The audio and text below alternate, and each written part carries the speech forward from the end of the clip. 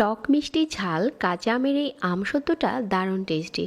আর এটা একবার বানিয়ে বছর জুড়ে সংরক্ষণ করতে পারবেন, নষ্ট হওয়ার কোনো রকম চান্স নেই। খোসা ছাড়িয়ে 5টার মতো কাঁচা আম নিয়েছি।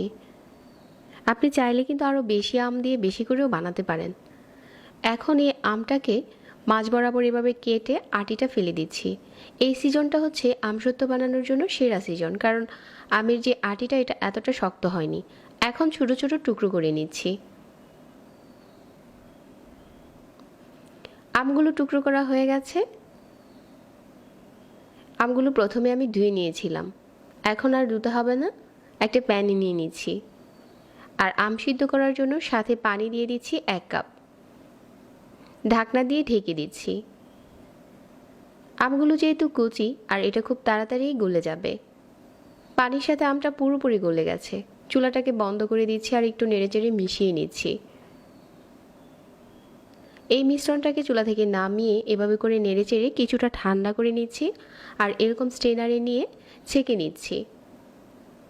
তাহলে আমরা স্মুথ একটা পিউরি পেয়ে যাব। তো এভাবে করে আমের পিউরিটা ছেঁকে নিয়েছি।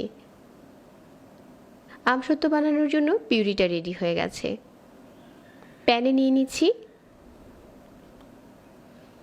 এখন দিয়ে দিচ্ছি 1/2 চা চামচ চিলি ফ্লেক্স, আর সাথে দিয়ে দিচ্ছি 1/2 কাপ চিনি। আমসত্ত্বে চিনি হচ্ছে যার যার টেস্ট অনুযায়ী, চাইলে 1 কাপও দিতে পারেন যদি বেশি মিষ্টি পছন্দ করেন। আর এখানে 1/2 চা চামচ বিট লবণ আর 1/2 চা চামচ দিয়ে দিলাম রেগুলার লবণ। 1/4 চা চামচ দিয়ে দিচ্ছি ভাজা জিরার গুঁড়া, আর 1/4 চা চামচ দিয়ে দিচ্ছি ফুড কালার। ফুড কালারটা চাইলে স্কিপ করতে পারেন, তবে কাঁচা আমের আমসত্ত্বতে একটুখানি সুইট কালার আনতে গেলে এই ফুড কালারটা দিতে পারেন। এখন শুধু অল্প আঁচে নেড়ে যাচ্ছি। এখন এই মিশ্রণটা অনেকটা ঘন হয়ে গেছে। চুলা থেকে নামিয়ে এরকম করে নেড়েচেড়ে ঠান্ডা করে নিচ্ছি। তো এই পর্যায়ে এটা গরম থাকা অবস্থাতেই প্লেটে ঢেলে নিতে হবে। আপনি যেই ট্রেতে দিয়ে এটা শুকাবেন ওরকম করে ট্রেতে ঢেলে নেবেন। আর অবশ্যই ট্রেতে আগে থেকে তেল ব্রাশ করে নিতে হবে। আমি আজকে যে পরিমাণ আমসত্ত্ব বানাবো এর জন্য এরকম ছোট ছোট 3টা স্টিলের প্লেট নিয়েছি। আপনি চাইলে বড় একটা ট্রেতেও শুকিয়ে নিতে পারেন। আর এটা শুকোনোর ওরকম কোনো ঝামেলা নেই। আপনি চুলার নিচে রেখে শুকাতে পারেন, আবার চাইলে ফ্যানের নিচে রেখেও শুকাতে পারেন। 1 থেকে 2 দিনের ভিতরেই এই আমসত্ত্বটা শুকিয়ে যায়। আমি কড়া রোদে 2 দিন শুকিয়ে নিয়েছিলাম।